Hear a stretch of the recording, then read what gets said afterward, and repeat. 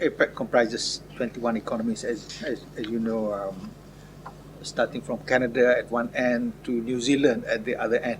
So we are a group of economies with different cultures, different backgrounds, different languages. When you want to work in a multinational company in APEC economy, you must have a good education. And secondly, the ability to develop on that education, to continue learning throughout your life. There is an explosion of information, explosion of knowledge. You must be able to absorb that and make good use of that.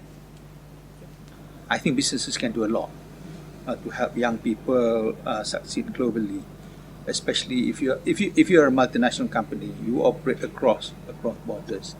If you provide employment opportunities for locals to work in your company, immediately you expose them to working in a different in an environment which is different from the local environment.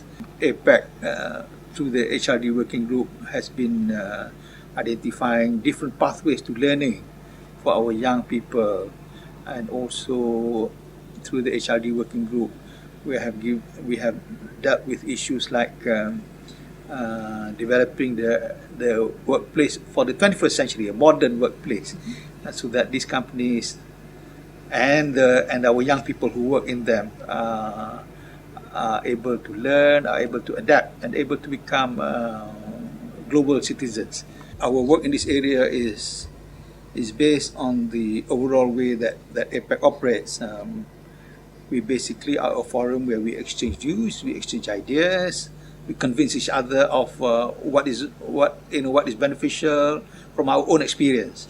Then member economies then go back and try to adopt some of these best practices amongst their own economies, and in that way, and this is the way that APEC has been contributing to the progress, and I believe strongly that it is one of the reasons why APEC economies have done rather well. Promoting gender equity in the workplace is important, but it's not only in the workplace, but it's in the whole everywhere, in everyday life. What business can do, first of all, I think the leadership, the top management of companies must lead the way, must show the way. There should be opportunities for women to join the companies at the board level, at the top management level, and they should not be discriminated against. And I'm sure women too will want it